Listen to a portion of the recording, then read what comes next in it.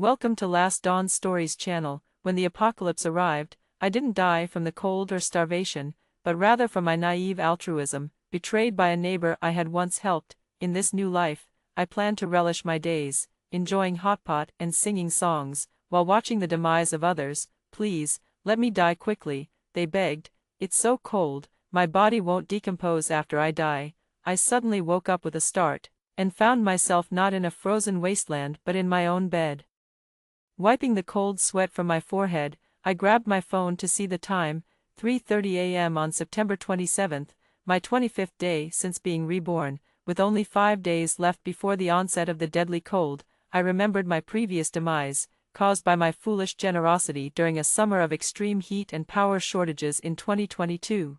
As the temperature unexpectedly plummeted following a brief respite, the world froze over, leaving people trapped and desperate in their homes without electricity or water. As a freelance recluse with a stockpile of food and water, I had opened my door to help my suffering neighbors, only to be robbed and eventually turned upon when nothing was left to consume. Fueled by the resentment from my last moments, fate gave me another chance, sending me back 2 months prior to the disaster. With only a month left until the chilling catastrophe, I kept my resources hidden from my neighbors, focusing not on revenge but on survival. Having been raised by my grandfather after my parents passed away, and inheriting some money from him, I withdrew all my savings and approached a real estate agent to find a top-floor apartment under specific conditions: large, top floor, with utilities, unfinished, as I preferred quiet, and in a building with few residents. The agent had just the place, a newly delivered duplex across from my current residence, on the 30th floor. Not intended for the owner's personal use but as an investment. Despite being unfinished, the apartment was of good quality with smooth walls and floors, and even featured a private large terrace accessible only to me. I quickly rented it for 2 years. After a brief inspection, with the contract signed, I reached out to a renovation company to fortify the apartment. The first step was to replace all doors and windows with explosion-proof ones to prevent air exchange and provide excellent insulation, ensuring warmth and protection against the cold. The interior doors were standard, but the windows were upgraded to quadruple-glazed ones. Additionally, I had the walls insulated, explaining to the curious workers that I was setting up a streaming studio. I was concerned about noise disturbing the neighbors. Fortunately, the soundproofing and insulation materials were similar, which reassured the workers, who even complimented me on my good taste. I added an extra door at the staircase leading upstairs to minimize air circulation between the floors, which greatly enhanced the insulation. The walls were simply painted white, and the floor of the room I used as a bedroom was smoothed with cement. Near the window, I installed a dual-purpose stove for both cooking and heating. The kitchen and bathroom were thoroughly waterproofed with 3 coats of paint before I directly installed the bathing and cooking appliances. After all these preparations, I stocked up on a large amount of firewood and supplies. Firewood was easy to buy and quite affordable, but to avoid suspicion, I paid extra to have it cut to specified lengths and delivered in cardboard boxes, so I could claim they were renovation materials if anyone asked. The supplies kept arriving at the house: firewood, charcoal, fire pits, gas cylinders, gas stoves, solid alcohol, solar-powered emergency lights, heavy blackout curtains, bottled water, grains, oils, seasonings, various household items, a variety of ready-to-eat meals, snacks, a bed, tables, chairs. The community was new with few residents, mostly there for renovations, so the security guards didn't bother anyone bringing items in. The building manager visited twice, saw that I was only making simple renovations without altering the structure, and didn't come again. Thus, I managed to fill up the place without much effort. Food, drink, necessities, entertainment, everything was there, enough to last me 2 years indoors. I didn't know how long the cold spell would last, so I stocked up as much as possible, thinking I could always resell what I didn't use. After completing these tasks, there was a week left before the cold arrived. I returned to my previous residence and spent 2 days moving the more important items over. Looking at the fully stocked supplies and my simply yet cozily arranged bedroom, I felt a profound sense of security. I thought to myself, in this life, I will definitely survive well. But no matter how hard I tried not to think about it, I still had nightmares. The cruelty of people in my past life always surged unexpectedly at my most vulnerable moments, leaving me drenched in sweat and screaming, thinking of my vicious, wolf-like neighbors. I clenched my fists tightly. Only 5 days left. My dear neighbors, your good days are coming to an end. Rest assured, the pain you inflicted on me in the past life, I will return it 100-fold now. Dawn broke quickly as the chill of the low temperatures necessitated wearing sweaters and coats. Many people wondered why the temperature had changed so suddenly. I ordered takeout on my phone, then slowly got out of bed to wash up. I stayed here for the next few days to facilitate my plans for revenge. Soon, breakfast arrived. And after taking my time to eat, I finally stepped out. I first knocked on the door opposite. A couple lived there, but they were particularly despicable. The wife was at work, and I seldom encountered her, but the husband was lazy and, every time he saw me, he would stare at me with a lecherous gaze that scared me so much I would hurriedly lock myself inside my house. But my timidity only led to his harassment. He even had the audacity to knock on my door asking how much I charged for a night. Furious, I called the police and informed the property management and his wife, hoping his wife would put a stop to her husband's behavior. However, to my dismay, she verbally attacked me instead, accusing me of seducing her husband. Thankfully, the police intervention made him back off to some extent. He would still loiter around my doorstep but dared not engage in those vile acts anymore, that is, until the temperature dropped. I vividly remember that he was the first one to approach me with a knife that day. Well then, I thought, if that's how it's going to be, I'll deal with him in his own way. When the door opened, it was an old lady, his mother. She had just moved in recently and her biggest hobby was taking advantage of others. She was the type who felt like she lost something if she didn't pick up something from outside. She even stole the doormat from my doorstep. Squinting her eyes, she asked in a displeased tone, "What do you want?" Smiling sweetly, I said, "Auntie, there's a sale across the street at the supermarket. Everything is 20% off. It's getting a bit cold these days, and prices are likely to rise soon, so I thought I'd let you know." "Really?" She perked up immediately. I nodded. "You should go quickly. Many people are grabbing deals." I advised her not to tell anyone else, so that there wouldn't be too many people and she could get her hands on cheap eggs and such. In my previous life, that supermarket had a discount day for their anniversary, and not many in the neighborhood knew because it wasn't well advertised. I just happened to be there, so I bought a lot. I knew she would definitely go. Sure enough, I soon saw her pushing her shopping cart out the door, thinking to myself, "Go on, buy a lot. How else will it be enough for everyone in the building?" After tricking her, I went downstairs, this time to visit a pair of girls' house. Because of them, I finally understood what Lucy and Tina were like. Before the cold wave hit, we got along well due to our similar ages. Today, in my previous life, was also the day they invited me to go to the supermarket with them. Because of the discount, and my habit of stockpiling, I bought a lot that day. After a week of blizzard, many households ran out of food. And it was them who pointed out in the homeowners group that my house had plenty of supplies, and hypocritically asked if I could share with the neighbors. At the time, I was incredibly naive, not realizing they were morally blackmailing me, nor did I understand how crucial supplies were in such extreme weather. I agreed happily. After I opened my door and offered my stockpile, it was again them who innocently reminded everyone that my house must have more reserves, encouraging them to strip my house bare, and even directing their hungry gazes at me because of their suggestions. So this time, I won't let them get away with it. "Mia, is that you?" The door opened, and it was Tina. "Mia, what have you been up to these days? We haven't seen you." Lucy pouted unhappily behind her. We were supposed to go for hot pot. It was Sunday, and they were both at home. I clenched my fingers behind my back hard on my own arm to barely restrain myself from lunging at them. I forced a smile and told them, "Sorry, I can't do hot pot for now. I've run out of money, but I've been busy with a project these days. Once I get paid next week, I'll treat you guys to a seafood buffet." At first, they looked disappointed, but as soon as they heard about the seafood buffet, they brightened up with smiles, saying, "Really? Throughout the year I've known them, they've only treated me to a slice of watermelon and a milk tea. Every other time, I've picked up the tab because I'm the one with projects and money, and they cling to me for support, and I, ever so carefree and oblivious, keep letting them use me to pay without realizing it, spoiling them rotten." I asked them to change clothes and come with me to the supermarket, which they needed to visit anyway, so they agreed naturally. At the supermarket, they shopped for household items while I loaded up on food and drinks. In reality, the supplies at my duplex were already sufficient.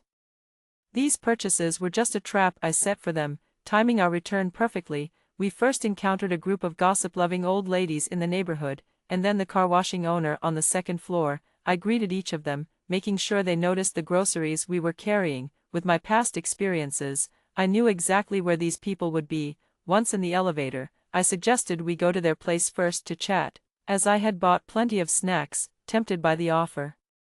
They readily agreed. Upon reaching their door, I enthusiastically handed a box of chocolates to the child of their neighbor across the hall. I knew they kept their door open each morning for ventilation, so it was deliberate. The child's mother was naturally polite, commenting, "Went to the supermarket, huh? You bought so much." I simply lifted my hand and said, "This is theirs." I had intentionally carried a very small bag for them, so Tina and Lucy thought I was referring to that little bag.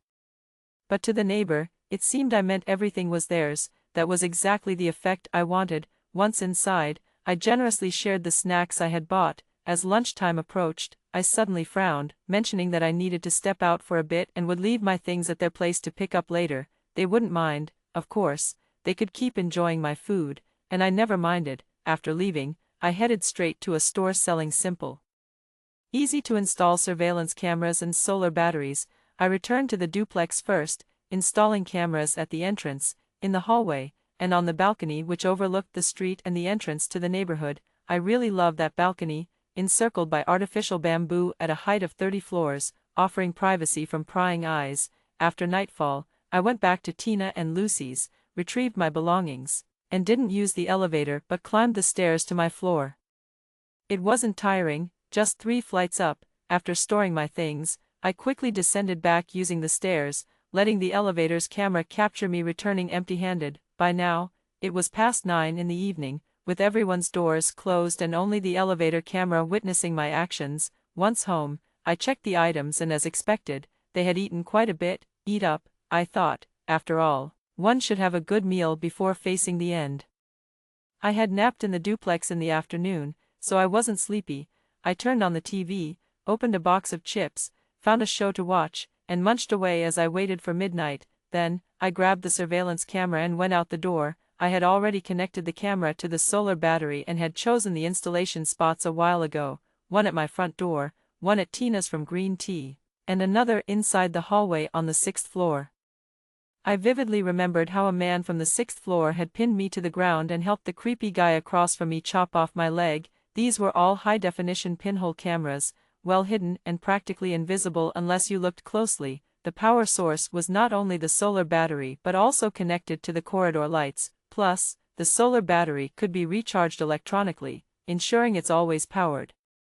I clearly remembered from my past life that even though power outages occurred with the onset of cold weather, they weren't constant and would come back every few days. After setting this up, I went home to shower and sleep. The next day, I woke up at past 2 in the afternoon. The weather had turned colder, and the temperature had dropped to 6 degrees. People were heading out in sweaters and padded jackets. Social media, WeChat groups, Moments, Weibo, were all abuzz with people complaining about the cold, wondering why this year's weather was so odd. Some joked, "Is it the apocalypse?" Others lamented, "The Earth's environment is so deteriorated. Alas, humanity has really done it."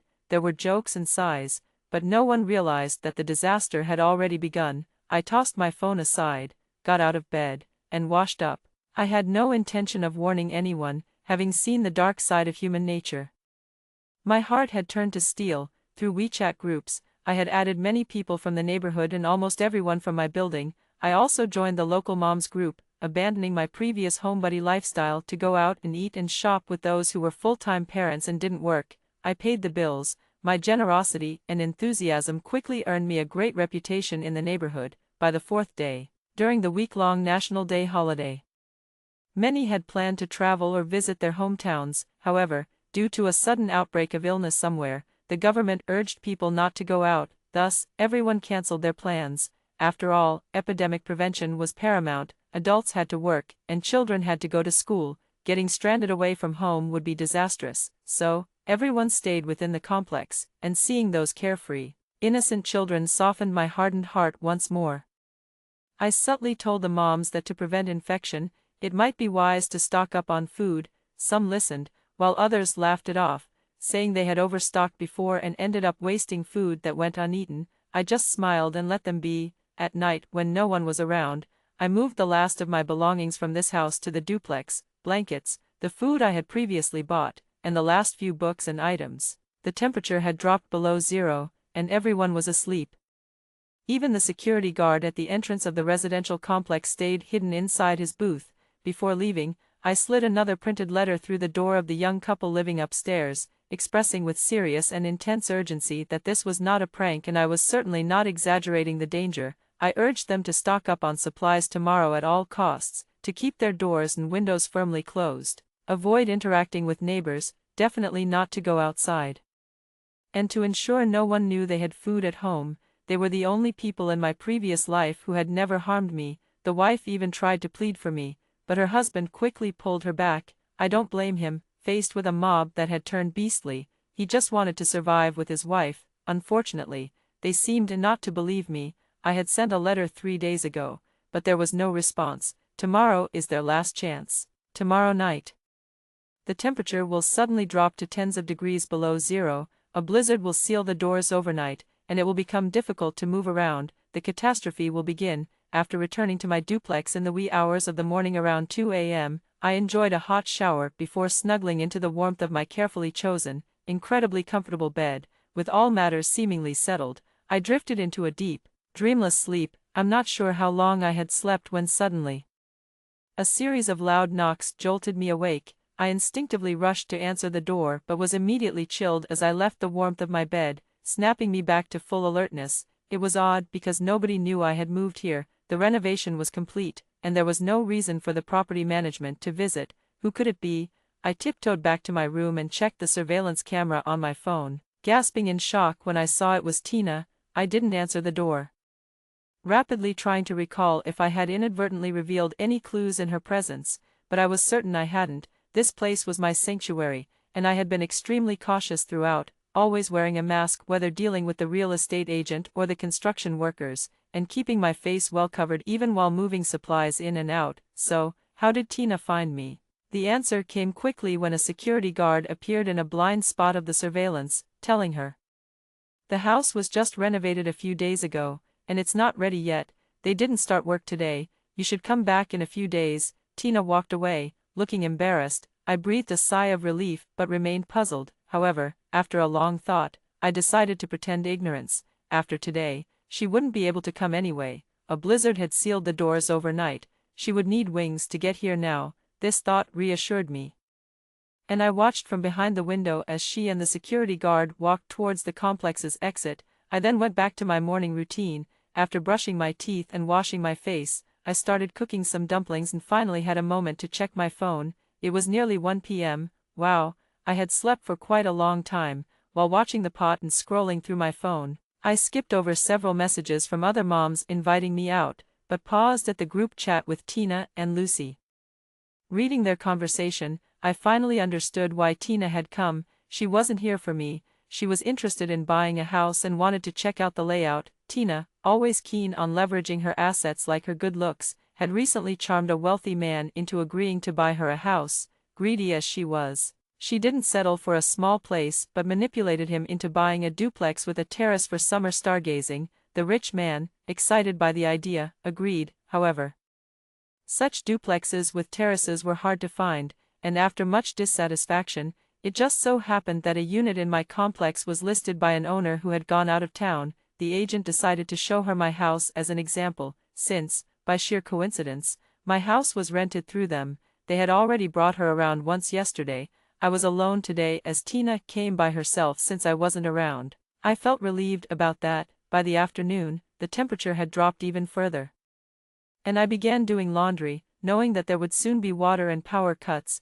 I had bought a basic twin-tub washing machine for just 300 to 400 yuan. Its downside was that it required manual water drainage, but the upside was it cleaned well and allowed me to control the timing freely. It didn't take long to wash a few clothes, and after spinning them dry, I hung them out on the balcony, through the cluster of faux bamboo.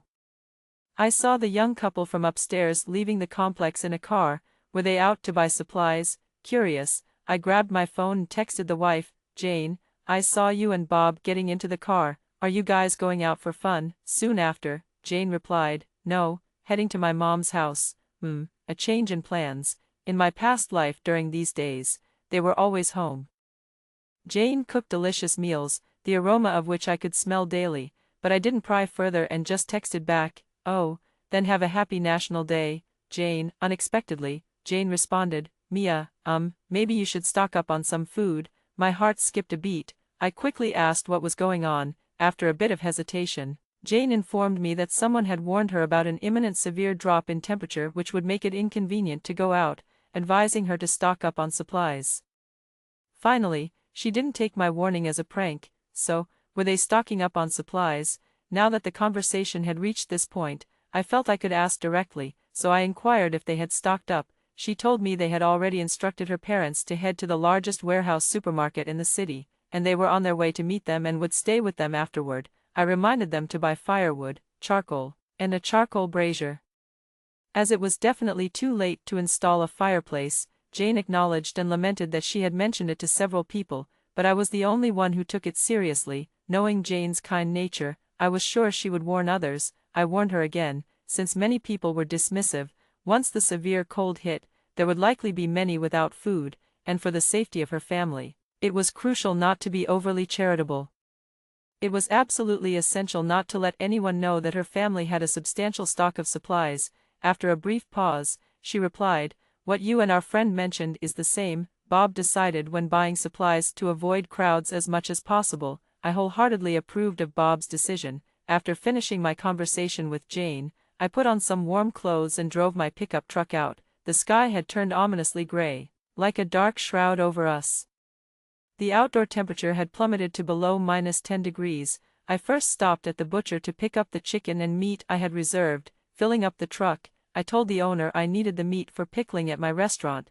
Then, I headed to the fish store to collect the fish I had reserved, all lively green fish. I insisted they not kill them because I didn't want them dead. After all the back and forth, it was already getting dark by the time I got home. I carried the chicken, fish, and meat up to my apartment in several trips, not bothering with the fridge but taking everything directly to the balcony. The balcony was large and cleverly situated mostly on top of other people's roofs, with about 40 to 50 square meters under a roof right by the doorway of the upper level of my duplex, so, I installed shelves there. The shelves are securely fastened to the walls with expansion screws, so there's no need to worry about them collapsing due to wind or snow. I've neatly arranged chicken, fish, and meat on the shelves and covered them tightly with thick plastic film. Starting tonight, the temperature will stay well below freezing for a while, turning this place into a natural freezer. After finishing these tasks, it had already become pitch dark outside. Standing on the balcony, I looked out to see people on the street bundled up, hurrying along hunched over. The neighborhood was deserted, except for the occasional patrol by the security guard. This complex was only handed over last month, with all units still in rough or semi-rough condition, and essentially uninhabited. Since renovations are not allowed during the holiday, not even construction workers are around at this moment. Besides the security guard, I am the only one in the entire complex. For me, this feels even safer. Back inside the house, the chicken soup in the electric cooker had been simmering for a long time, filled with tender bamboo shoots and mushrooms, and its delicious aroma made my mouth water. After experiencing extreme hunger and fear, my obsession with food has reached insane levels. Since my rebirth, I no longer skimp on meals like I did in my past life. I make sure to eat well every time. I don't know how long this cold spell will last, but I swear, in this life, I might freeze to death, but I will never starve to death. Lifting the lid, I prodded the chicken with chopsticks. It was tender and falling apart.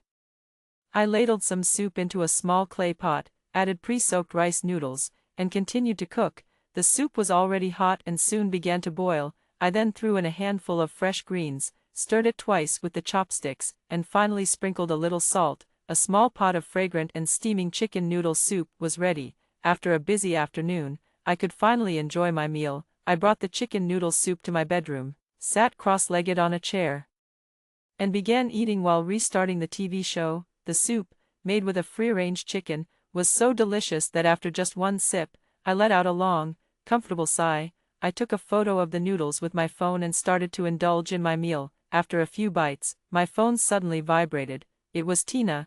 I paused the TV and answered the call. only to hear Tina asking if I was home because Jane had reminded her to stock up on supplies and she wanted me to join. Asking me to join. Probably just another ploy to get a free dinner out of me. Whenever it's mealtime, she always expects me to treat her. I told her I wasn't home and suggested maybe tomorrow. She didn't reply. I scoffed and put down the phone. She's always been such an impolite person, reaching out to me only when she needs something and disappearing without a goodbye if she's displeased. I chided myself for being so naive and blind in my past life to befriend someone like her.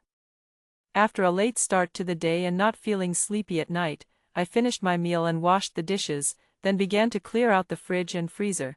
Except for items that needed to be kept cold, everything else was moved to the shelves on the balcony. With that, all my preparations for the cold weather were complete. At that moment, I felt a deep sense of achievement.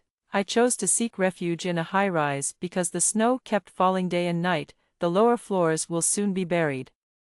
And once that happens, there will be a lack of oxygen, leading to suffocation. When the water and electricity are cut off, I can use firewood for cooking and heating. For lighting, I have candles and a solar-powered lamp, and the fireplace also provides some light. I've stocked up enough drinking water for 3 years, and I can melt snow for water to wash and flush the toilet. I'm the only one in the whole complex, so I don't have to worry about the sound of flushing exposing my presence.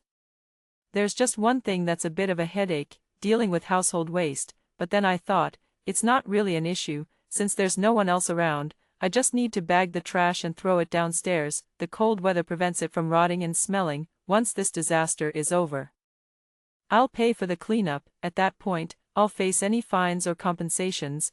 At 10 o'clock, I washed my hair and took a shower, threw today's clothes in the washing machine, and then went back to my bedroom to binge-watch shows and browse my phone. My phone was flooded with unread messages, WeChat, Twitter, all discussing this unprecedented cold, which is extreme even for the depths of winter, let alone in October. I wanted to say something, but felt it was pointless. In the end, I said nothing. I opened up a small group chat with Tina and Lucy, tagged Tina. Tina, did you get your shopping done? Is it cold outside? It took a while before Tina lazily replied, didn't go, it's too cold, maybe tomorrow. Are you back yet? I replied with a laugh, on my way, almost there. It's because of you I didn't get to the supermarket today. You owe me a big meal tomorrow. Sure, it's on me tomorrow. I thought about the blizzard tonight and couldn't help but roll on the bed laughing, thinking you'd need to be alive to claim that meal. Suddenly Lucy jumped in, wow, Mia, did your project get funded? Yes. After watching 3 more episodes, the alarm finally went off. I rushed to the balcony just as a fierce wind whipped up, and fist-sized snowballs began to pummel down from the sky. The blizzard had arrived as expected. Back inside, I called the security guard at the entrance of the complex, notifying him to go home as the property manager. The reason given was that I had just received news that the temperatures would drop even further post-blizzard, and since the guardhouse had no heating, it was for his safety, and he didn't need to stay on duty, just make sure the main gate was locked. Besides the lift barrier, there were also 2 large iron gates installed during construction to prevent theft of materials, which hadn't yet been removed. The guard, already freezing, was only too happy to hear this and quickly locked up and left. Watching him through the window, my heart finally settled. On one hand, I had saved his life, as the snow would soon pile up deeply, trapping him in the guardhouse without food, drink, or warmth. He wouldn't have survived 2 days. On the other hand, with the gate locked, I had an added layer of security. Many people noticed it was snowing and were utterly baffled. In the community's group chat, a mother tagged Jane, did your friend mention how severe this cold spell would be? Those who were still awake suddenly popped up, some asking what was going on, others regretting not heeding Jane's advice to stock up on supplies. Tomorrow, the prices of vegetables are bound to increase. Everyone still optimistically believes that this is just a bit of heavy snow and a slightly abnormal change in temperature. Whether it was the heat from before or the current cold, everyone is both surprised and accustomed to it. Facing the repeated warnings from nature, people have become numb and blind. Jane didn't reply.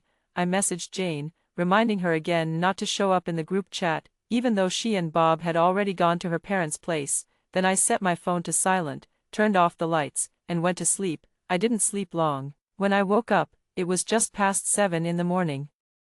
I suppose I was too eager to see the reactions of my good neighbors, which probably kept me excited and awake. but when I checked WeChat, there weren't many discussions going on, neither Lucy nor Tina had shown up, which makes sense. It's early in the morning on a holiday. Who would be awake at this hour? Lying on the bed, I pulled open the curtains to see. Wow, the snow was falling hard and fierce, covering everything in white. There wasn't a single person in sight on the roads.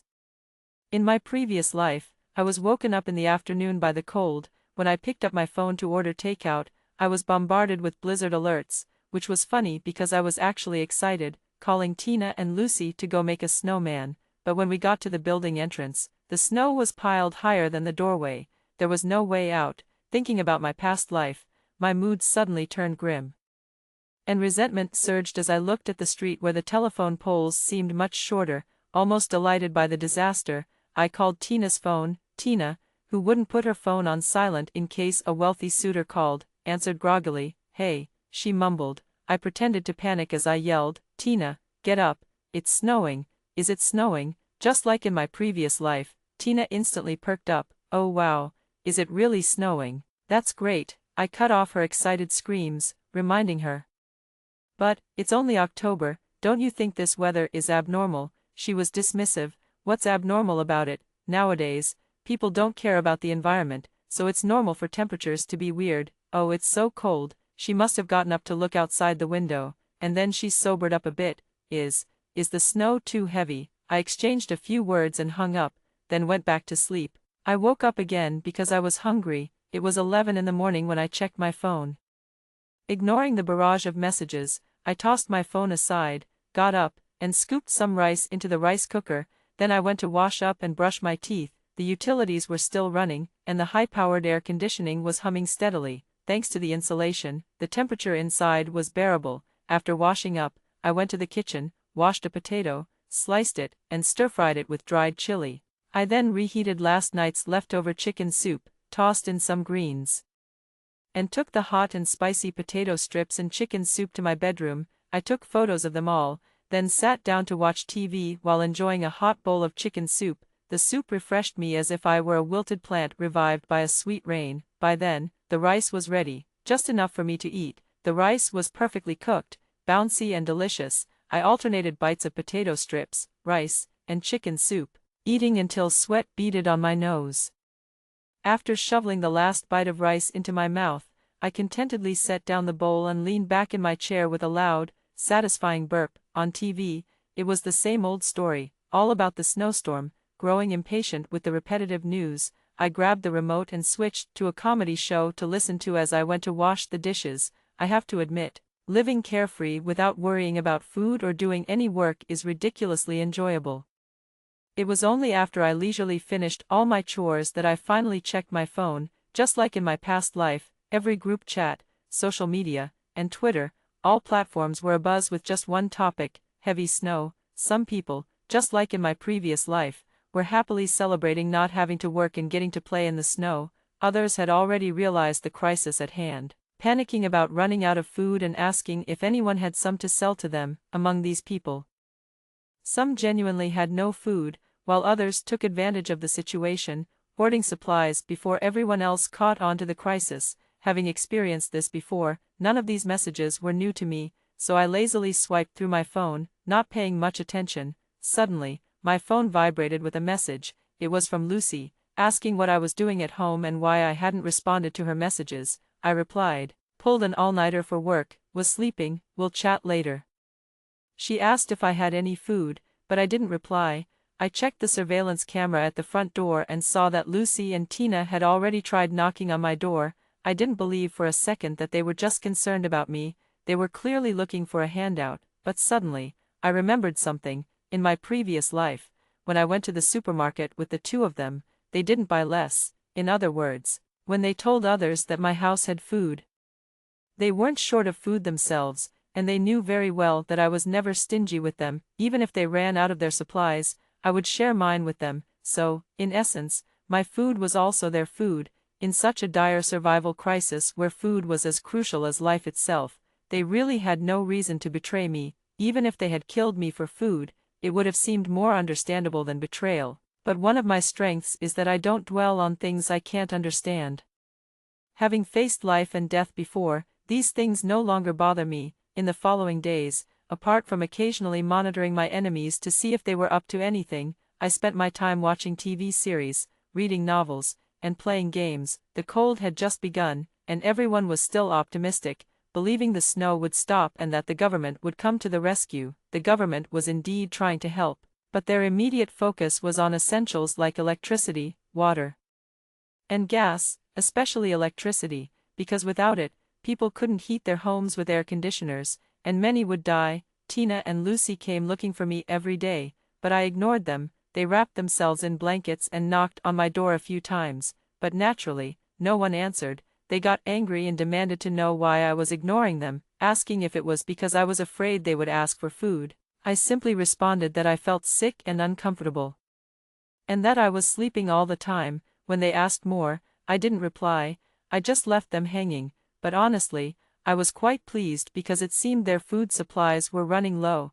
After a week of heavy snowfall that came in bursts, it briefly stopped for 2 days, but before anyone could rejoice, the temperature suddenly dropped by more than 10 degrees. I looked at the thermometer showing below 50 degrees and was shocked. Everyone knows it's colder after snow, but this was extreme. By the early morning of the 3rd day, the heavy snow returned, continuing relentlessly for another 5 days. The snow was almost piling up to the 8th floor. At this rate, Tina and Lucy, who lived on the 9th floor, would soon be buried. People in the chat group were shouting to break open the emergency door at the top of the building because the air was thinning in the buried floors, making it hard to breathe. But once the emergency door was opened, the temperature inside the building would drop even further, especially near the top floors, so it was firmly opposed. The people on the lower floors then proposed a compromise, asking those above to open their windows and doors to let air flow into their homes and then through the building corridors. Naturally, this suggestion was also rejected. The people on the ground floor got angry and started taking tools to break the safety door at the top. The residents of the upper floors also got angry, standing in front of the safety door with kitchen knives and other objects, ready to fight if anyone tried to open it. I then spoke up softly, telling them to stop fighting. The safety door opened outward, and with the snow so thick on the balcony, even if the lock was broken, the door couldn't be pushed open. Everyone looked and saw that this was indeed the case. Those living on higher floors went back cheerfully, and those on the lower floors returned crying. As soon as I showed up, Lucy and Tina hurriedly messaged me. I glanced at my phone briefly and ignored it. Standing up to bring in a pile of firewood from upstairs, I methodically loaded the wood into the fireplace and prepared some solid alcohol and a fire starter, knowing that there would be a power outage tonight across the area. The fireplace served a dual purpose for both heating and cooking. Inside the electric slow cooker, a hen was stewing deliciously, and I had also braised 2 large fish, portioned them into 5 servings, and cooked a large pot of rice in the rice cooker. Given the cold weather, the food wouldn't spoil. Once the power went out, all I needed to do was reheat them on the fireplace. I also checked all the power banks and rechargeable lights, charging any that were low on power. After finishing up, I took a shower, washed my hair, and did the laundry. After all, the power outage was expected to last for a week, and I wanted to get everything cleaned up before dawn. With the power gone, the cries of the residents filled the air. It was indeed very cold. Despite the thick blankets on my bed, my head, which was sticking out, was freezing. I wrapped myself in a down jacket and shivered my way to the fireplace to light it. Once the warm, dim flames were lit, I felt much more comfortable. I stayed under the covers browsing on my phone, waiting for the fire to grow stronger and the room to warm up before getting up to wash and make breakfast. Breakfast was simple, just scooping some cooked rice into a soup pot, adding water, and cooking it on the fireplace into a rice soup, which I ate with the fish. While eating, I snapped a photo of the blazing fire and found an old photo of chicken soup noodles to post on social media with the caption, "On a snowy day, hot chicken soup noodles go best with a fire," making the post visible only to my neighbors. It had been snowing for half a month, and everyone was running low on food. The unrest in the world had started with the power outage that day. Just after posting the photo, Tina called. I tossed my phone aside and focused on eating my fish, careful of the bones. After breakfast, with running water still available, I washed the dishes with the hot water from the stove and then went upstairs to fetch more firewood. As I bent over to gather the wood, a loud boom sounded like something heavy had fallen onto my balcony. The sudden, eerie silence startled me. making my heart skip a beat and leaving me numb. Then, another boom sounded, louder and further away than the first. I rushed to the window and saw something had crashed not far from the community on a yet-to-be-developed plot of land. Buried in the deep snow with thick smoke billowing from the snow pit, thinking back to the noise on the balcony, I felt both panicked and frightened. I grabbed a snow shovel next to the door and peered out. The snow was piled high like mountains, and I couldn't see clearly. Still uneasy and wanting to find out what it was, I took an axe and strapped it to my waist before opening the door. Thanks to my periodic snow clearing over the past few days, the snow on the balcony wasn't too deep. With much huffing and puffing, I shoveled away until I uncovered a human head, on the 30th floor, on an inaccessible balcony. How could a person just appear out of nowhere? With a scream stuck in my throat, I almost passed out. My immediate thought was that this person couldn't stay. I poked the head with my snow shovel, and there was no response. Was he dead or just unconscious? But in a panic, I began to dig him out furiously. Dead or not? Pulling him out and tossing him over the balcony would ensure my safety. However, as I continued digging, the color seemed to get greener, not just green, but a mix of earthy yellow and camouflage. Could this be a soldier? I tossed aside the shovel and started digging with my hands. The camouflage pattern became clearer the more I dug. These days, a lot of civilians wear camouflage, so I didn't jump to conclusions based solely on his outfit, until I saw a badge on his chest with the name Kevin. I knew then that it was a military name tag. Civilians wearing camouflage typically don't have that. I turned his face toward me. His helmet was askew, his features sharp and distinct, and he was quite handsome. I checked for his breath, and he was still breathing. Having been near death myself and hardened by it, my rational mind told me that throwing him off the building would guarantee my safety. But he was a soldier. I didn't know how he ended up on my balcony, nor whether he could be a threat, but he was a soldier. I propped my chin on my hand and looked at his uniform. After a few seconds of contemplation, I decided to risk it. Damn it, for the sake of your uniform, I'll be saintly one more time. If I'm fooled again, then so be it. We can die together. I lifted him by his arm and started dragging him into the house. As I pulled him out of the snow, I saw the blood beneath him, crimson and spreading. I finally got him into my room.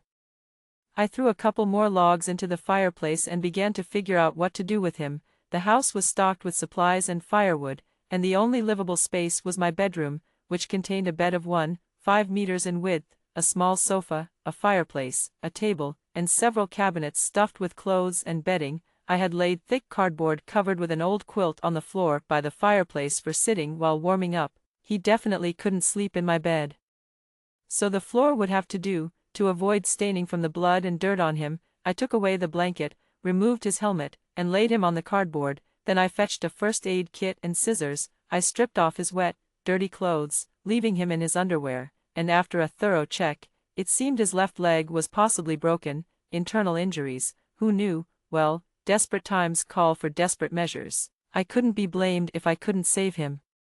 I warmed some water to clean his body, then covered him with the quilt. Next, I pulled out the medical alcohol to treat his wounds. As soon as the alcohol touched his injuries, he let out a cry, his body convulsing sharply. I quickly pinned him down to prevent his spasms from knocking over my fireplace. His face was deathly pale, and his eyes flickered open slightly. Who are you?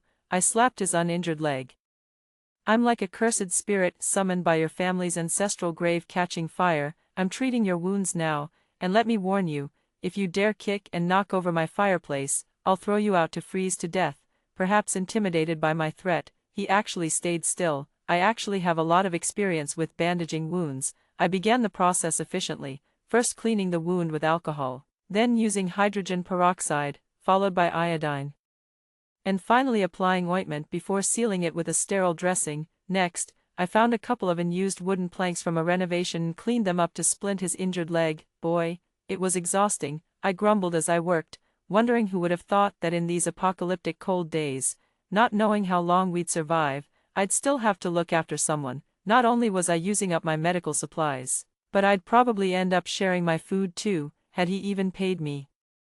When I finally finished and turned around, there he was, eyes closed, silent again. Well, I resigned myself to the situation. He didn't wake up until the afternoon. The moment he opened his eyes, he tried to leap up, but quickly realized the reality as the splint on his leg held him back. the next moment, he realized he was stripped naked. He quickly grabbed the blanket, fury flashing in his eyes. But his weak voice betrayed him as he stammered, What happened? I was sitting nearby, reading a book, and pointed to a pile of filthy clothes in a basin. Those clothes, stained with blood and melted snow, were dirtier than my floor rags. He stared at the basin for a long while before it seemed to dawn on him what had happened. Was it you who saved me? I waved dismissively. Yeah, but no need to thank me, just settle the medical bills later. He relaxed back down, staring at the ceiling silently, his brows furrowed, deep in thought. Meanwhile, I muttered under my breath about him possibly dodging the bill and poured him a glass of water. Come on, take your medicine. I didn't know how badly his leg was injured to bleed so much, but without medication to reduce inflammation, he could develop a serious fever. He tried to sit up, realized he was naked, and quickly covered himself with the blanket, his face turning even redder. I sighed and handed him my coral fleece bathrobe, after he put it on and took the medicine. He quietly thanked me, then he asked where his walkie-talkie was. Walkie-talkie? What walkie-talkie? I rummaged through his pile of clothes and tossed him a battered-looking device. This one, he nodded, fiddled with it, and after a burst of static, a voice came through calling, 2581 Kevin, 2581 Kevin, please respond. I am 2581 Kevin, he replied weakly. There was a pause on the other end, followed by cheers. 2581, you're alive. Where are you? Please report your location. He looked up at me, obviously unsure of the place. I was all ears, about to answer him, when suddenly the walkie-talkie emitted a sharp, piercing noise and then went silent. Hello, Captain. Kevin frantically tapped on the device. There was no response from him. In that moment, I quietly pushed the axe that was hidden behind me under the bed and silently returned the sleeping pills and utility knife from my pocket back into the drawer.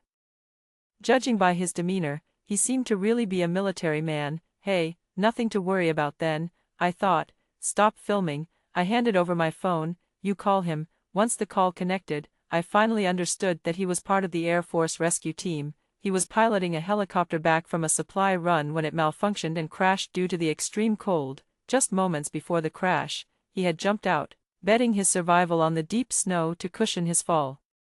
His gamble paid off. Not only did he survive, but he was also rescued. After his captain inquired about his injuries and understood the situation, he handed the phone to me. The captain then made a straightforward request. Considering his injuries were minor and they couldn't spare anyone to pick him up, they decided he should stay with me to recuperate.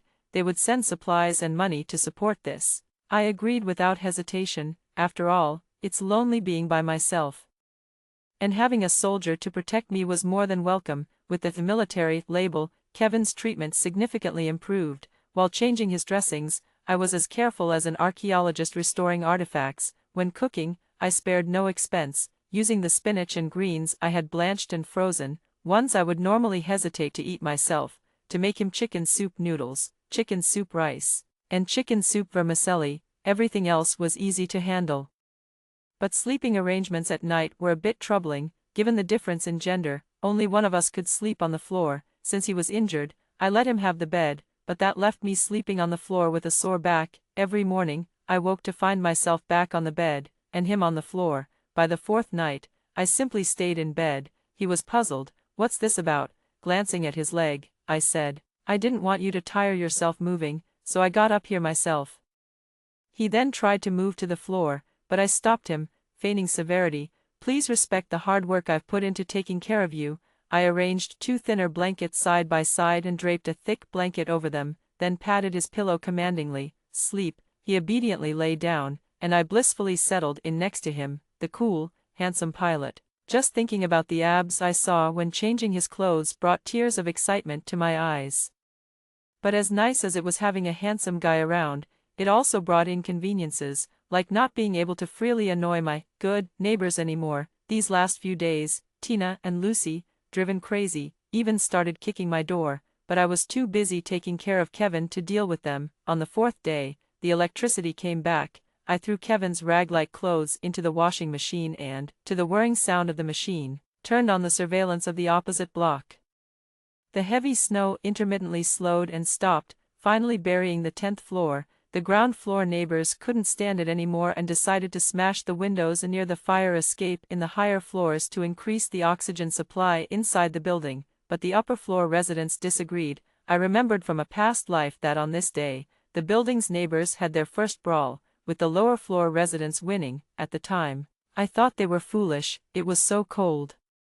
Everyone was staying indoors, why not quietly go up and break the windows without making a fuss or fighting? It was only later that I realized they wanted more than just to break the windows. This is more than just a way to vent the inner panic and despair. The once-in-a-millennium heavy snow shows no signs of stopping, the weather is getting colder, food is scarce, and there is no sign of government relief. Anyone would break under these conditions, in the surveillance footage, like in the past. A fierce dispute led to the smashing of all the fire escape windows above the 15th floor. The residents of the lower floors prevailed. However, this incident turned the residents of the upper and lower floors against each other. In the homeowners' chat group, they started attacking and cursing each other, even arranging to fight. Suddenly, someone shouted, "Aren't you tired of this? Only those who are full would fight. Have you all eaten?" Everyone fell silent. It had been 20 days of blizzards, and many people's food supplies were reaching their limits. I knew they were about to start looting. 2 days later in my past life, I naively opened my door. 10 days later, they turned their hungry eyes on me. I am particularly curious, in this life, who will take my place and become the sacrificial lamb under their knives. Because the electric water heater was working, Kevin took a shower, his wet hair sticking to his forehead, softening his usually stern features. As he dried his hair with a towel, he asked me what I was laughing at.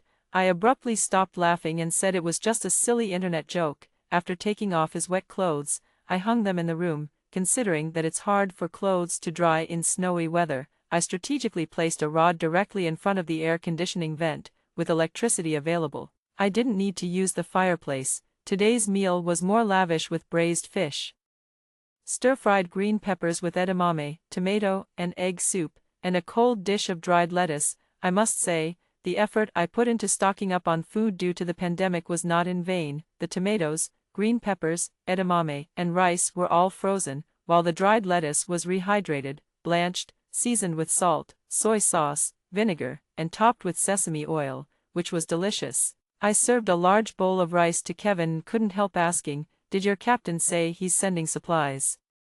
Kevin's face turned red, caught between eating and not eating. I quickly waved it off. It's okay if they don't send anything for now, just don't back out later." He stared at the mound of rice for a while and said, "Don't worry, I won't back out." I nodded as I took photos of the 3 dishes and soup. "Yeah, I trust you."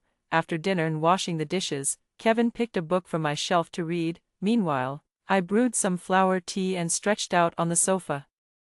Donning my headphones and picking up my phone, the atmosphere in the opposite residential complex had reached a boiling point, with a palpable tension between the residents of the upper and lower floors. In my previous life, I naively thought this was just an unusual natural disaster. With no shortage of food or drink, I ignored the outside world and spent my days at home engrossed in novels and TV dramas, oblivious to the severity of the situation outside. Now, watching the surveillance footage, I realized that people were already trying to steal supplies. Tina and Lucy had become targets. Occasionally, someone would loiter and peer in through the surveillance. A man I recognized from the 6th floor. Tina and Lucy seemed aware too.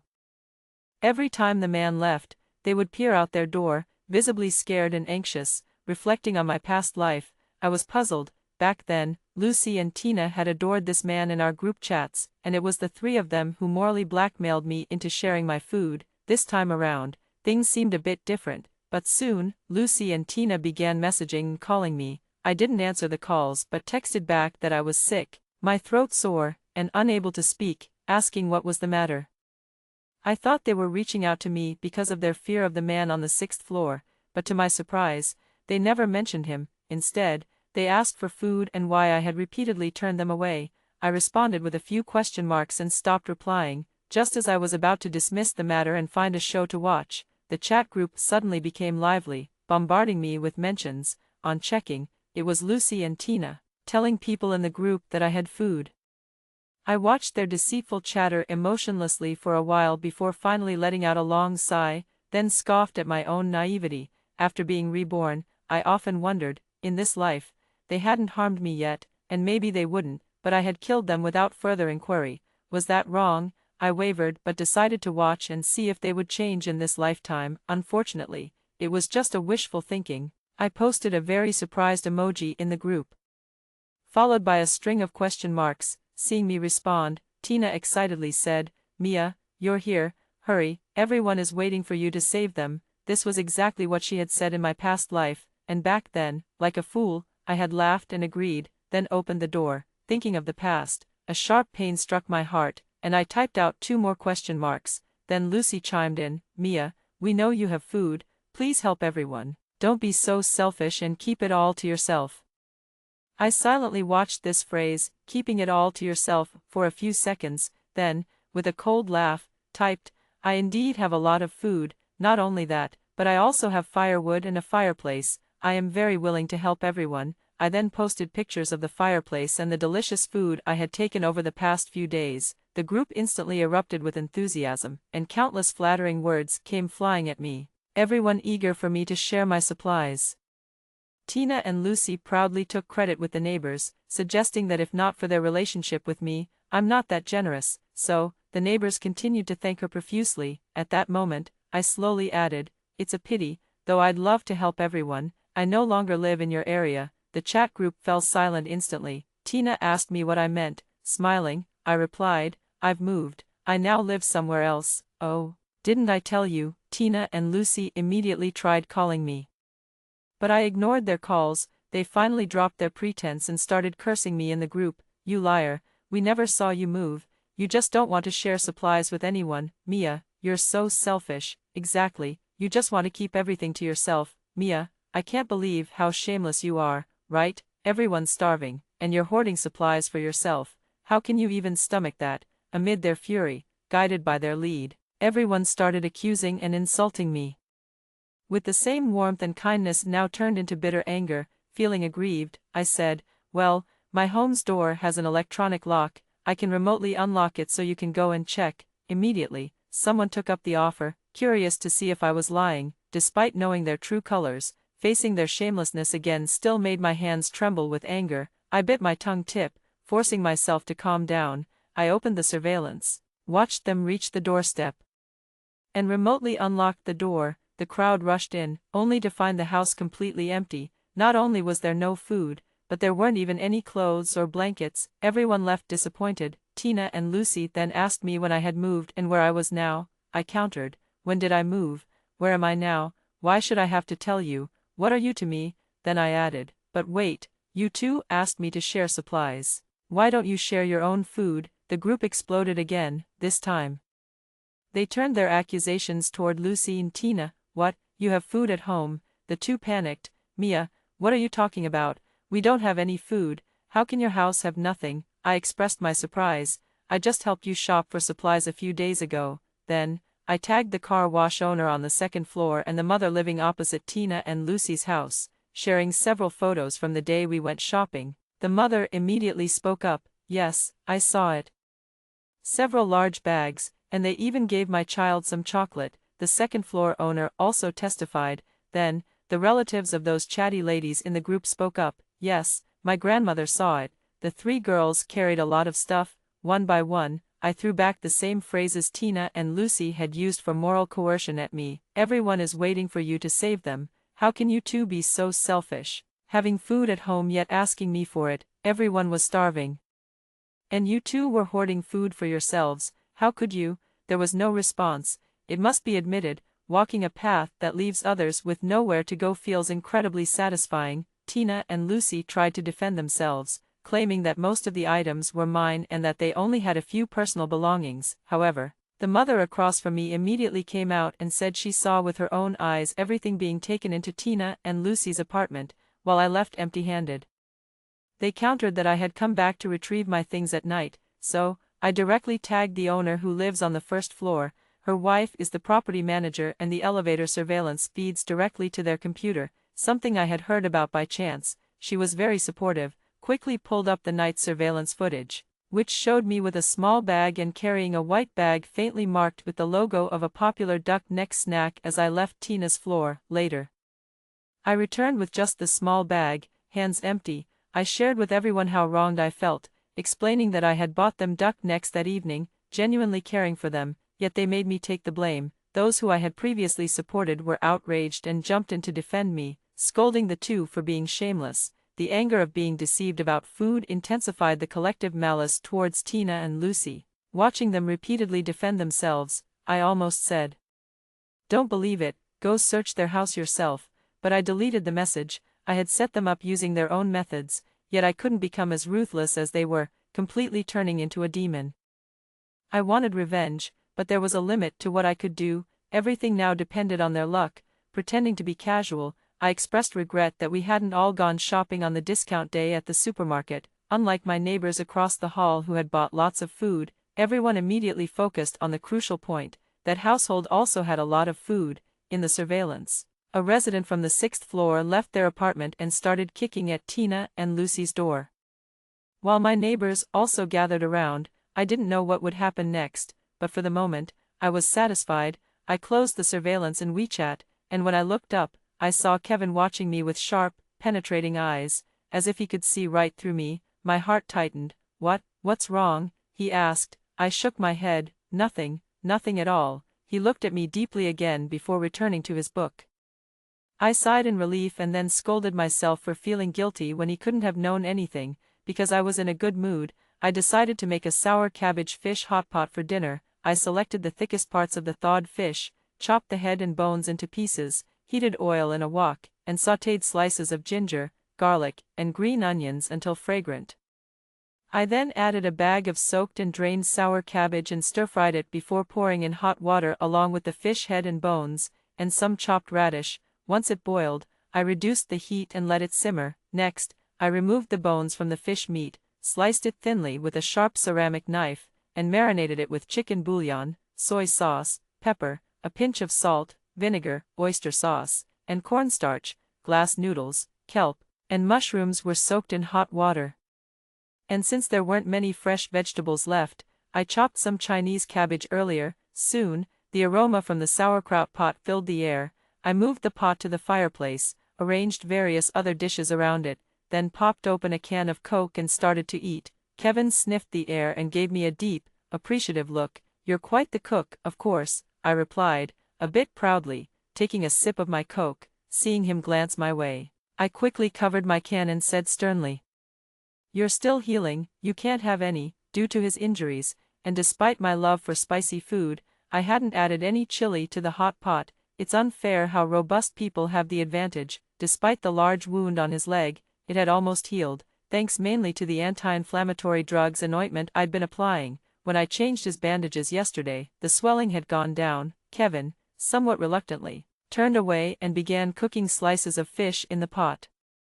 The fish cooked quickly, a few swirls in the broth and it was ready to eat. I mostly picked at the radishes, which were tender and had absorbed the essence of the broth, becoming deliciously soft and flavorful. I was so tempted by the taste that I felt like I could eat my tongue. I took out my phone and snapped some photos, posting them on social media with the caption, "A snowy day calls for hot pot." As usual, the post was only visible to that particular neighbor. After posting, I threw my phone aside and started competing with Kevin for the meat. Eating with others always makes the meal taste better. Before long, Kevin and I had polished off the entire pot of sauerkraut fish, using the remaining soup to soak our rice. After our meal, with our stomachs full, Kevin supported me as we walked circles around the house to aid digestion. Outside the balcony, the heavy snow continued to fall, burying who knows how many lives beneath it. He looked out the window with a grave expression. I asked him, "Are you worried about your comrades? In this freezing weather, government and military personnel, including the power department, were all fighting hard against the snow disaster." He shook his head. "Not just them, I'm worried about." He stopped, not finishing his sentence, but I knew what he meant. Besides his comrades, he was worried about the affected people. I closed my eyes, trying to suppress the sourness I felt. "But have you ever thought that some people aren't worth you risking your lives to save, like those good neighbors of mine?" He turned to look at me, his gaze firm. "Rescuing citizens is a soldier's duty, so you have to save everyone, regardless of whether they are good or bad." I suddenly grew agitated, pointing toward the opposite neighborhood. "Have you ever thought about how many shameless thieves are stealing others' food right now?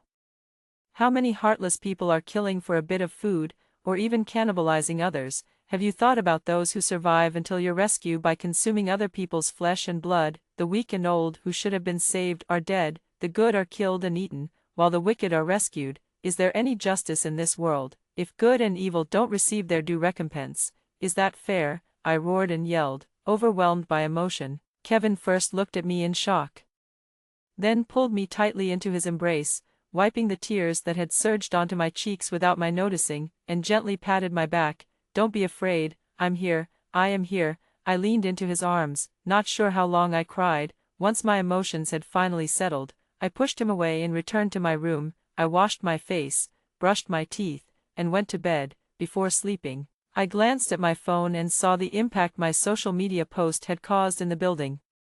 It had provoked a massive reaction, with nearly everyone commenting or mentioning me. Some envied me, while others criticized me for posting such a picture at this time, calling it a cruel tease. Lucy and Tina were especially harsh, cursing me with vicious words. I scoffed coldly, thinking, I've provoked you, so what can you do about it? I sent a message to Tina and Lucy, let's see who dies first. Then, I tossed the phone aside, closed my eyes, and fell asleep. That night, I was plagued by nightmares again. In the dream, it was still those demons from the building, snatching my supplies and wildly slicing my flesh. I screamed and pleaded, crying out repeatedly, Dad, Dad, save me. In a haze, a pair of arms pulled me out of that bloody siege and I fell into a warm and secure embrace. Someone gently patted my back, whispering, don't be afraid, I'm here, I've come. I clung desperately to this warm and safe place, repeatedly shouting, don't let them eat me. Don't, no one will, I'm here, no one dares hurt you. The latter part of the night was probably the most peaceful sleep I've had since my rebirth. If it weren't for the chin pressed against my forehead and my sore eyes when I opened them, I would have thought it was a beautiful morning. I stared blankly at the stubbly chin on my forehead, and belatedly realized I was clinging to Kevin like an octopus, my legs over his. The bed was against the wall, and I had pushed him completely against it. And his arm was resting on my waist. I jumped up with a shout, but immediately felt a tight grip around my waist pulling me back, and then a deep, husky voice came from above my head, you're awake. Wasn't this a scene straight out of a domineering CEO romance novel? Unsure whether to be angry or shy, I could only push his hand away. Sorry, I don't know how I ended up sleeping like that. His tone suppressed a laugh. It's okay. After a pause, he asked again, are you all right? Puzzled.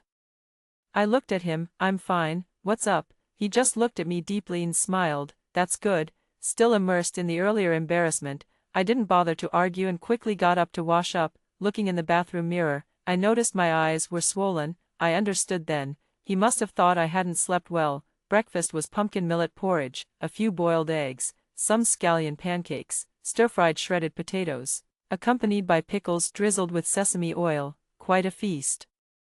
As usual, I took a photo and posted it on social media. After breakfast, as I washed the dishes, Kevin was doing push-ups, earning a scolding from me. Wiping the sweat from his forehead, he sat down sulkily for me to change his dressing. Snow started falling again outside the window, but I was too lazy to look anymore. After changing the dressing, I found a show to watch. My phone was still bombarded with messages. I opened the messages from Tina and Lucy, both accusing me of being selfish. After some thought, I replied, why am I being selfish just for eating my own food? Why should I share my supplies with you too just because you say so? Is it because you are shameless? I was so nice to you before, and now you're leading others to covet my supplies. Do you really think the whole world revolves around you, that everyone should yield to you? After venting all my resentment and anger, I blocked them. Then, I replied to the somewhat friendly messages I received. And each response was the same, it's a pity I've moved, otherwise I would have definitely helped everyone. When they asked where I moved to, I sighed, there's no point telling you, you can't come here anyway. Everyone was left murmuring. Time passed neither too fast nor too slow, and Kevin's leg gradually healed, allowing him to walk a few steps without my support. Yet, he didn't seem happy, gazing out at the snow through the window. His brow never relaxed.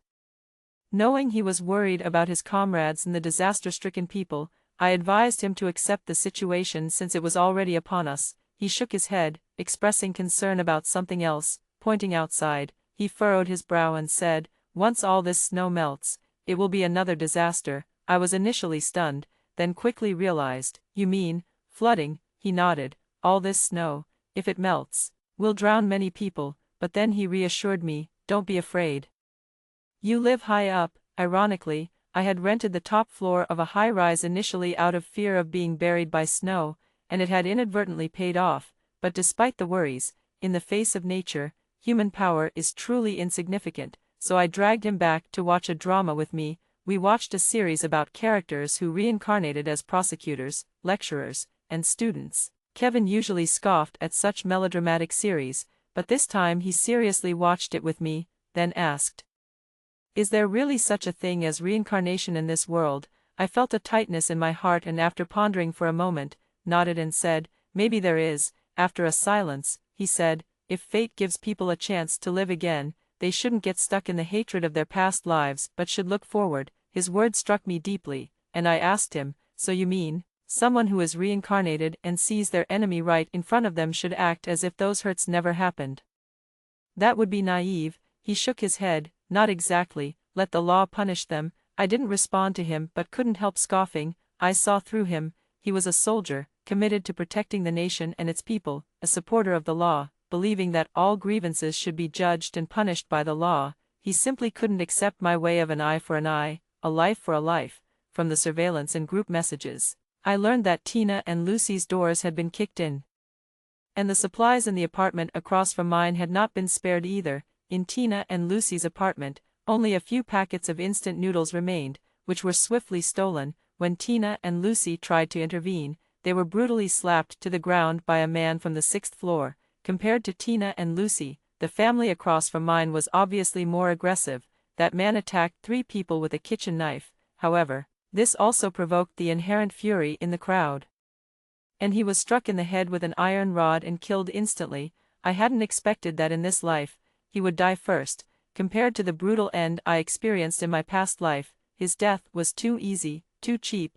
This raid marked the beginning of a bloodthirsty robbery, with strong men first stealing food from the weaker ones, who, after being robbed, turned on each other in a bloody and brutal melee. The scene was so gruesome it nearly made me vomit several times. Tina and Lucy didn't die. Not only did they survive, but they also became lovers of the 6th floor man, only to cling to life in this apocalyptic world. Their actions were secretive, known by few, but nothing escaped me. In the surveillance footage, the two were seen intimately embracing the sleazy-looking man, showing no sign of shame. I knew they would act like this, I thought to myself. Therefore, I pulled together a group of moms I had previously befriended and vigorously promoted Tina and her companion to them, cautioning everyone to keep an eye on their husbands. I also secretly shared screenshots of the 2 women hugging and cuddling a male homeowner with other men. The men were pleased, the women were enraged, and I watched the unfolding drama through my phone screen, but my amusement soon faded. When order is no longer restrained by law and morality, human ugliness grows boundlessly. Perhaps because of their beauty and lack of boundaries, Tina and Lucy thrived among men, while the moms who faced betrayal from their husbands ended up being beaten for targeting Tina and Lucy. One mom, after catching her husband with Lucy, was even thrown out of her house and, in Lucy's triumphant presence, froze to death. Although the police were called, they couldn't intervene. In the group chat, several female homeowners desperately cursed Tina and Lucy. Yet the next moment, because of complaints made by Tina and Lucy, these women suffered brutal beatings from their own husbands. I was shocked by the videos and photos shared in the group. I had never imagined that Tina and Lucy would completely abandon their humanity for the sake of benefit and survival. It was horrifying. A world without legal constraints is truly terrifying. I turned off the surveillance and stopped posting food photos on social media. I knew that even without my pushing, this scenario was bound to happen eventually, and I couldn't blame myself for those deaths. But still, I felt uneasy. I began to behave like an ostrich, spending my days cooking, cleaning, watching dramas, or playing cards and chess with Kevin, since waking up in his arms one day. Every morning I miraculously found myself in his embrace, while he looked at me, helpless. Hey, no wonder I've been feeling warmer these days. At first, I was embarrassed, but after a few days, I felt entitled. After all, he was living off me, why not serve as my personal heater? When we slept, I skipped the part where I'd sneak into his bed after falling asleep and directly stretched my cold feet onto his legs. Unapologetically, "Try kicking me out now," I teased, each time. He would stiffen like a wooden stake, then slowly, very slowly, slide my feet under his legs to press them down. "So warm," I sighed. Desperation leads to drastic actions. Lucy was killed. Those moms, unable to bear the humiliation any longer and pretending to comply, caught the adulterous couple off guard and slit the throat of Lucy and her lover from the 6th floor. Tina's face was disfigured. The mom who attacked her trembled, causing the knife to slash across Tina's face. The scumbag man managed to break free and tried to restrain his own wife. Unable to kill Tina, the enraged mom wildly slashed at her, leaving Tina's face and body gruesomely mangled as she clutched her face and wailed in agony. I hate them both, but seeing them meet such a fate didn't bring me any joy. How many places, how many people are experiencing the same tragedy in this unconstrained world? Among the neighbors in that building, some deserved death, but some were innocent.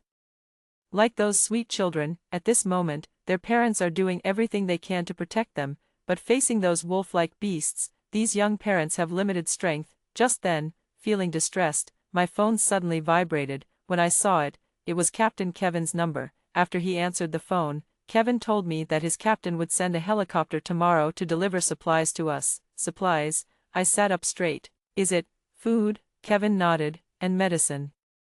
I grabbed him suddenly. "Kevin, can you?" The words got stuck in my throat, and I couldn't get them out. His eyes, dark and deep, fixed on me. "Are you trying to say, can you give these supplies to the neighbors in your previous community? How did you know?" I was surprised. He reached out and gently touched my head, his eyes slowly becoming tender. "Mia, do you know that you talk in your sleep?" "I talk in my sleep." I recalled that nightmare. The strong arms and the warm chest in it. And that voice telling me, "Don't be afraid, he's here." "So, you knew all along." I straightened up slowly, my tone becoming cold and distant. "Yes, I knew." He nodded, "Not hiding anything." "And, after you fell asleep, I looked through your phone." He explained that it wasn't his intention to invade my privacy, it was because his captain had called him while I was asleep, so he took my phone, and unexpectedly found out that people were slandering me massively online. "So what do you plan to do now? Are you going to take me to court?" I was furious, and I did just that. I lunged at him, grabbing his shirt collar and yanking him out of the bed. "Get out, just leave now. I don't want to see you anymore." He was wearing coral fleece pajamas with a teddy bear pattern, which I had mistakenly ordered in a men's size and kept out of laziness to return. It turned out to fit him perfectly. He nodded. "I'll leave tomorrow." "What?" It was like a thunderclap exploded right over my head, and I froze. "You are leaving?" "Yes, the captain knows my injury has healed. He's coming to pick me up tomorrow when he delivers the supplies." I didn't even have time to react before I collapsed to the ground. "You're actually leaving?" In that moment, I felt an icy chill throughout my body. I realized that over these days, I had grown accustomed to his presence, and unknowingly, I had become dependent on him. I was immersed in his company, accustomed to his warm embrace every night. I never once thought that once his injury healed, he would leave. He carried me to the sofa, wrapped me tightly in a blanket, and then, his face suddenly turned red as he stammered, don't you not want me to leave?" Tears immediately came to my eyes, but I huffily turned away. "Of course not." He fell silent. I waited a long time without his response. Unable to hold back, I turned around. Seeing the disappointment and loss slowly filling his eyes, my heart softened. After a moment's thought, I asked, "So, if I don't want you to go, does that mean you could stay?" His eyes briefly lit up, but then quickly dimmed again. A look of guilt washed over his face as he gently shook his head. "I can't. I'm a soldier. I have my duties."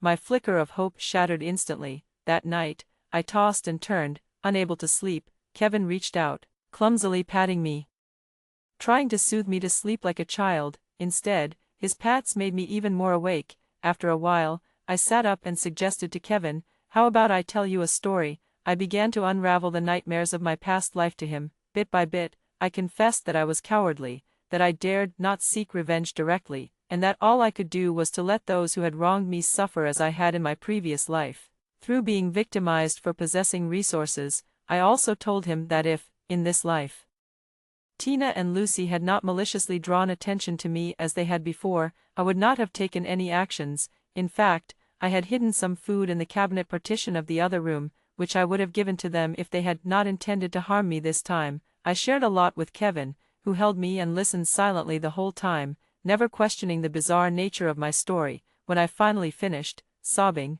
he wiped my tears and exclaimed, "No wonder you've stockpiled so much."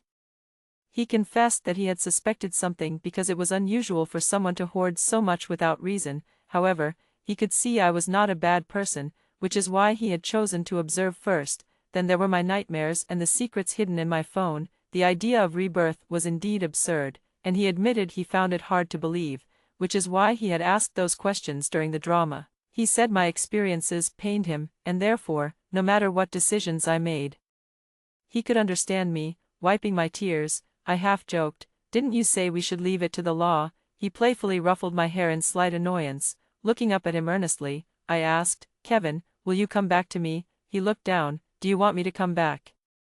I nodded vigorously, "Yes." He smiled, then pulled me in tightly and kissed me deeply, whispering between breaths, "Wait for me." The next afternoon, as promised, a helicopter arrived, hovering over the rooftop of the building across from mine, dropping off a load of supplies. The complex wasn't large, just 4 buildings, and each rooftop was targeted. I had already reminded everyone in the group chat the day before. The military will be delivering supplies tomorrow.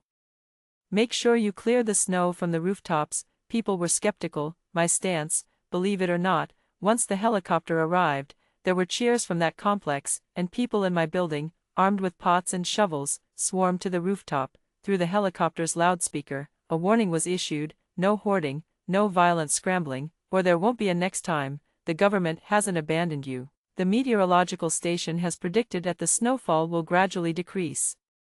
Everyone needs to have confidence, I said, trying to sound reassuring. Kevin, looking at the patch I sewed onto his camouflage uniform, which turned out rather comically, couldn't help but laugh. Seeing my annoyance, he quickly added, "You did a great job sewing it." I pouted, slipping a sealed bag containing my photo into his pocket, and warned him fiercely, "If you dare get hurt or not come back, I'll immediately find another boyfriend." He nodded earnestly. "I wouldn't dare." "I will definitely come back, not even a single hair less," I demanded. "Yep, not a single hair less," he agreed. "Call me whenever you have the time, or text me. I will. Leave me a message whenever you miss me, and I'll check it as soon as I can," he said, and kissed me gently on the forehead. "You have to miss me." "I will, every single moment," he nodded repeatedly. The sound of the helicopter grew from a distant hum to a roaring presence above us.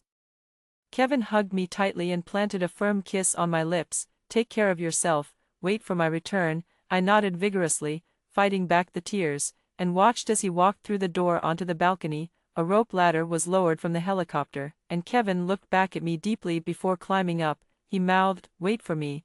I nodded heavily and waved with a smile. "Go on, my hero." The heavy snow continued until March of the next year before it finally stopped, fortunately. The snow melted slowly, giving people enough time to clear the drainage pipes and channels, allowing the meltwater to be removed systematically. By the time all the snow had melted, it was midsummer. The disaster had claimed many lives but also prompted much reflection among humanity. Everyone realized that protecting the earth, our habitat, and preserving the environment could not just be empty words. During this period, Kevin came back twice. The first visit lasted a day, and the second 3 days. I was content. On his first return, he brought back all his belongings and told me that now he had a wife, everything he owned should be kept by her. I felt both annoyed and amused since we hadn't even met each other's parents or officially tied the knot. How could I be his wife? To my surprise, he immediately video-called his mother, who was gracious and dignified, and she straightaway asked me to call her Mom, which made me blush deeply. 2 months after the disaster relief, Kevin came back for the 3rd time and immediately dragged me out the door. It was my first time going outside after almost a year, and honestly, I was a bit scared, but Kevin told me, "Don't be afraid, I'm here with you." So, I wasn't afraid anymore, and then I found out he had brought me to the Civil Affairs Bureau. Even as we received our marriage certificate, I was still in a daze. Kevin asked me to use all his savings to buy this duplex house where we first met and fell in love. Expressing his hope that we could always live here, the landlord, having suffered heavy losses during the snow disaster, did not hesitate at all and agreed immediately when we offered to buy the house. Afterwards, Kevin remained busy while I took on the task of decorating, moving homes, planning a wedding. Life was busy yet fulfilling, filled with hope. It was 3 years later when I saw Tina again. Kevin was accompanying me to a prenatal checkup at the hospital entrance. A disheveled woman approached someone nearby, asking for their drink bottle. The person shooed her away disdainfully. "Go away, you're filthy." As she staggered back, she caught sight of me and exclaimed, "Mia Fong." I was shocked to see the woman with scars all over her face. "You are," she glared at me, her eyes full of venomous hatred. "Mia Fong, you ruined me. Are you happy now?" She charged at me wildly, shouting, "You wretch, die." Kevin quickly shielded me behind him and kicked her away. Hospital security rushed over, restrained her, and called the police. She cursed loudly, blaming me for leading others to believe she and Lucy had supplies, which brought trouble upon them, leading to her current plight. It then dawned on me, she was Tina. I sighed silently. Even before all this, people had been targeting them. They were the ones who had pushed me out first. I had merely treated her the way she treated me. So why was she resentful, after the police took Tina away? Kevin supported me as we entered the hospital, telling me that although Tina had survived, her disfigured face meant no one wanted to associate with her. She struggled to find work, being rejected everywhere due to her appearance, even for jobs like washing dishes or sweeping streets, as people were afraid she might scare others. Eventually, she was reduced to collecting recyclable bottles to barely make ends meet. She blamed me for everything. Having already looked for me several times in the old neighborhood, Kevin had kept this from me to avoid worrying me. That's when I understood why he had insisted on selling the apartment. Surprised and touched, I wondered how he managed to protect me so thoroughly despite his busy schedule. "Husband, thank you," I cried into his arms, feeling immensely satisfied. Years ago, on a snowy night, he had comforted me in a nightmare, saying, "Don't be afraid, I'm here," and indeed, he had kept his word. With him by my side, I truly had nothing to fear. That's all the story. What do you think of this story? Share with me in the comments section. What would you do if you were in this situation? Looking forward to hearing from you. If you liked this story, don't forget to like it, share it, and subscribe to my channel. See you next time.